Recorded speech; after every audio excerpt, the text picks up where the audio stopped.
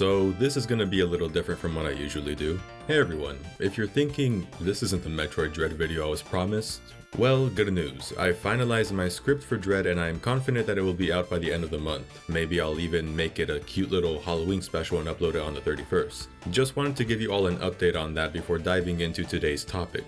This is gonna be a rant. I'd call it a discussion, but I'm alone. That's what the comments are for though, right? I just want to share my thoughts on this matter because, my god. So, Nintendo held an Animal Crossing Direct on October 15th.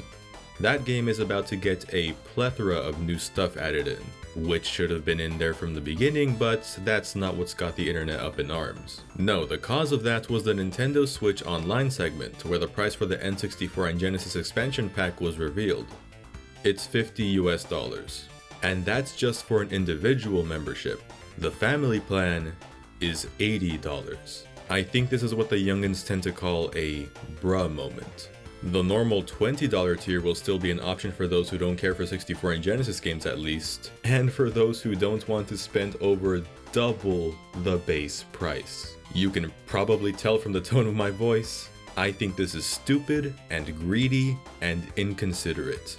Let me just preface that I'm not saying everyone should hate this. If you think the price increase is reasonable and can't wait to play these games on the go, I hope you have a lot of fun, I really mean it. But the rest of us also have every right to be upset. Personally, I expected the price to be $35 a year, $40 max, and add on another $15 for the family membership. At $50 though, I can't help but ask, why? At this price, Nintendo is essentially directly competing with services like PlayStation Plus and Xbox Live Gold.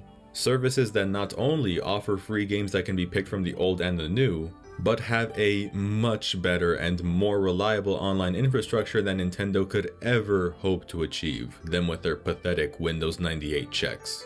Some argue that this is still a really good deal, and they're not wrong. If we're comparing this to how much Nintendo sold N64 games for on the Wii and Wii U, for the price of 5 N64 games you're getting 10 right off the bat, plus the ones coming down the line, plus NES, SNES, and Genesis games.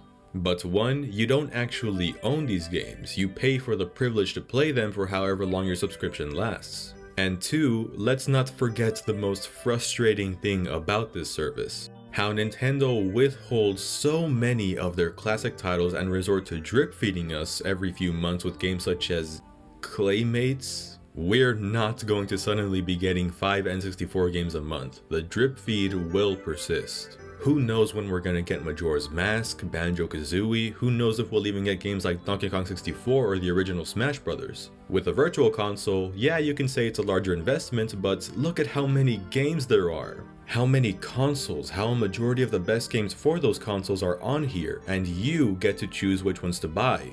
Permanently, I might add. NSO can't compete if it's gonna be charging near new game level prices for such a slow rollout. And who would want to use the added online functionality for multiplayer games if it's likely gonna be absolutely broken and unplayable? You may well know that Nintendo has been fighting a vicious war against ROM sites and the very concept of emulation. There's a reason why people joke about how it's morally correct to pirate Nintendo games. Cause recently, they've been putting in the bare minimum effort into actually making their legacy content available, whether it's locking them behind a subscription or including them as part of a bare bones collection that was a limited release and retailed for $60. And no, saying then just don't buy it doesn't automatically make this stuff immune to criticism. It's like this company is purposefully going out of their way to sell us their games in the most asinine and roundabout way possible, to the point where looking for a ROM and emulator online is 100 times more appealing. Why did I use an emulator for the NES Metroid and Super Metroid videos? Because I didn't want to deal with reformatting my footage to get rid of those disgusting borders in the online apps. Borders that after 4 years you still can't turn off. Options and freedom of choice go completely against Nintendo's approach to both NSO and their back catalog of beloved titles. There aren't even cheaper tiers for people who only care about Genesis games or people who only care about N64 games. Hell, I don't even think there's a monthly option. Fuck you if you simply want to give it a shot for 30 days. Either fork over the $50 or find some friends to split the cost of the family membership. Oh, and while you're at it, why don't you also pick up a 3-button Genesis controller for another $50? Oh wait, they're sold out because we didn't think to make more. Hopefully they're not being scalped. The Switch is sorely lacking a virtual console equivalent for those who couldn't give a rat's ass about online and just want to have the peace of mind that their games won't suddenly vanish if they don't want to cough up some more moolah at the end of each cycle. Nintendo is also allergic to transparency. There's been speculation that because the Animal Crossing DLC is being included for free as part of the expansion pack, that this might mean more things will be added for free later down the line to increase its value. And hey, I think that'd be great. That sounds like a genuinely cool idea and incentive to upgrade. If this is what they're planning though, why doesn't Nintendo just tell us? Why keep us in the dark? Why do they refuse to disclose to their loyal audience what they can expect and when?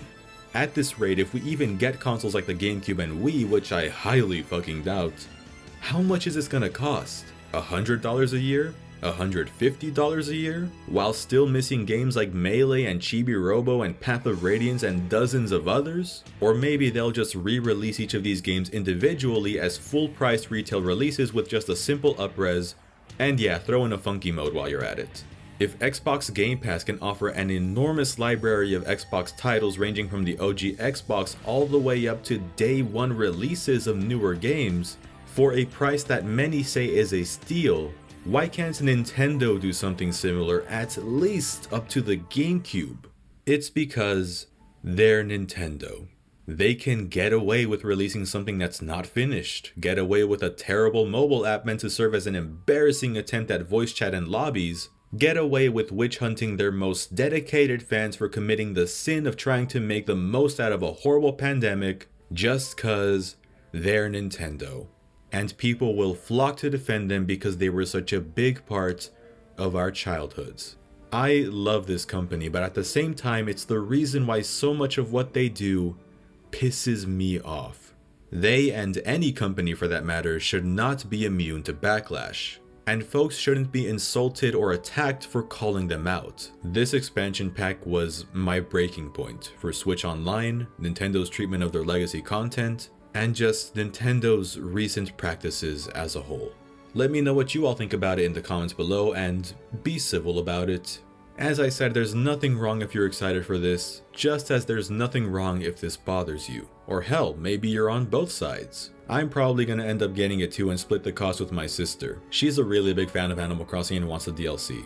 It is a lot more reasonable if you go the family membership route, I'll give it that, especially if you have 7 other people who are willing to join. So basically just don't be a dickhead, be respectful of others. I don't know how often I'll release a video like this, but man, it was good to let it out. The next video on this channel though will be the Dread video, which will be much more positive, I assure you. Until next time, be safe, take care, I hope you enjoyed the video, and thank you for watching.